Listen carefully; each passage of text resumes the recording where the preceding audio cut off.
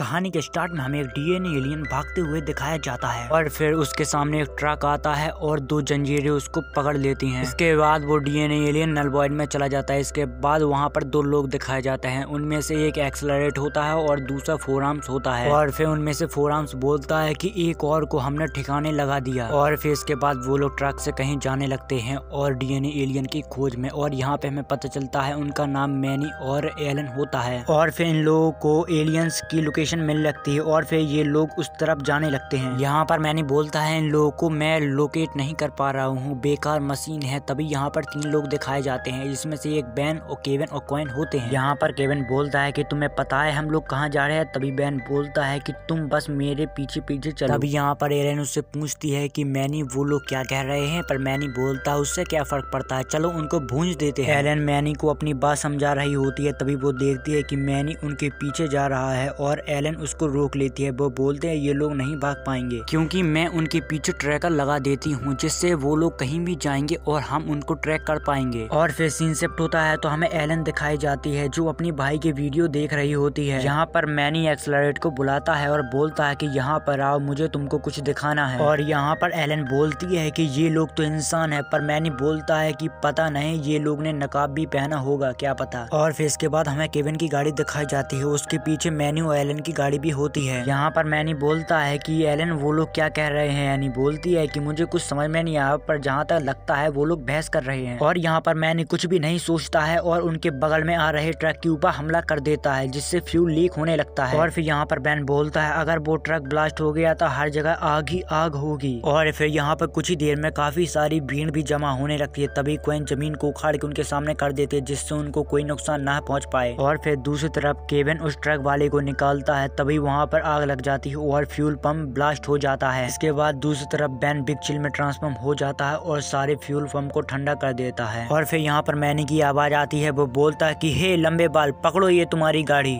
तभी केविन बोलता है ये मेरी गाड़ी है, इससे दूर ही रहना। और कॉइन केविन की मदद करने के लिए जाती है, तभी एक्सेलरेट उसको अपने बवंडर में फंसा देती है। इसके बाद कॉइन काफी ऊपर से गिरने वाली होती है, तभी बैन उसके ऊपर एक बर्फ की परत बना देता है, जिससे वो स्लाइड करके नीचे आराम से आ जाती है। और यहाँ पर हमें दिखाया जाता है कि फोर आर्म्स केविन को यहाँ से उठा के ले जाता है। इसके बाद सीन शिफ्ट होता है तो हमें कॉइन और बैन दिखाया जाता है। यहाँ पर बैन बोलता है कि उनमें से एक तो एक्सेलरेट था जो मेरे बचपन की वॉच में एलियन था। पर यहाँ पर कॉइन बोलते हैं कि मेरे ध्यान मत बटाओ, मैं अभी केविन को ढूंढ रही हूँ और मुझको वो मिल भी गया। इसके बाद सीन शिफ्ट होता है तो मैं एक्सेलरेट और फोर आर्म्स दिखाया जाता है। यहाँ पर फोर आर्म्स बोलता है कि तुमने दो एलियंस को छोड़ दिया, उनमें से हमने एक मॉन्स्टर को पकड़ लिया, मौका था हमारे पास उन दोनों को भी पकड़ने का। और फिर यहाँ पर केविन बोलता है कि मॉन्स्टर किसे कह रहे हो, कभी तुमने अपनी शक्ल आईने में देखी है। और फिर यहाँ पर एक्सेलरेट बोलते हैं तुम दोनों ऐसे लड़ रहे हो जैसे छोटे बच्चे गेंद के लिए लड़ते हैं। और फिर फोर आर्म्स वॉल के अंदर अपना हाथ डाल के उसका केविन का मुंह दबाने लगता है। और फिर यहाँ पे एक्सेलरेट बोलते हैं कि अब बस भी करो मैनी, अब वो एक एलियन नहीं है, वो एक इंसान है। और यहाँ पर फोर आर्म्स बोलता है उससे हमको कोई फर्क नहीं पड़ता है, इसको डाल दें इस इंडिकेटर के अंदर जो इसका चूरा चूरा कर देगी। यहाँ पर केविन बोलता है ये कोई डिसइंडिकेटर मशीन नहीं है, ये एक नल वॉइड प्रोजेक्टर है, ये मेरा कुछ भी नहीं बिगाड़ सकता है। और फिर इसके बाद हमें बैन और कॉइन दिखाए जाते हैं जो बस में बैठे होते हैं। यहाँ पर कॉइन बोलते हैं आजकल तो हीरोज भी बस में सफर करने लगे। पर यहाँ पर बैन बोलता है ना ही तुम्हें ड्राइविंग आती है ना ही मुझे, क्या मैं मॉम को फोन करूँ कि मॉम मुझे एलियन पकड़ना है, मेरे साथ चलो। और फिर इसके बाद सीन शिफ्ट होता है तो मैं एक्सेलरेट फोर आर्म्स दिखाए जाते हैं, जिसमें से एक्सेलरेट बोलते हैं कि वो एलियंस हमारी तरफ ही आ रहे हैं। और फिर एक्सेलरेट और फोर आर्म्स उनके ऊपर लेजर से हमला कर देते हैं। और यहाँ पर कॉइन अपनी शील्ड लगा के उनके अटैक को रोक लेती है। और फिर इसके बाद बैन के सिर पर एक पत्थर गिरता है, जिससे बैन वहाँ पर बेहोश हो जाता है। और फिर हमें केविन दिखाया जाता है, केविन बोलता है कि मेरे बचाने वालों को लगता है मुझे ही बचाना पड़ेगा। और फिर वो अपने जेब से कुछ सिक्के बाहर निकालता है, उसकी पावर को एब्जॉर्ब करके उस प्रोजेक्टर को बंद कर देता है। और दूसरी तरफ वो एक्सेलरेट और फोर आर्म्स बैन और कॉइन के ऊपर लगातार हमला कर रहे होते हैं। तभी कॉइन बोलते हैं कि बैन जल्दी उठो, हमें तुम्हारी जरूरत है। और फिर यहाँ पर केविन एक दीवार को तोड़कर उसके पास आ जाता है और वो फोर आर्म्स से फाइट करने लगता है। और दूसरी तरफ बैन को धीरे धीरे होश आ रहा होता है। और फिर बैन बोलता है कि अब से मैं हेलमेट पहन के ही लड़ने आऊंगा। पर यहाँ पर उसका दिमाग ठिकाने ना होने के कारण वो सोचता है कि कौन सा एलियन अच्छा रहेगा। तभी उसके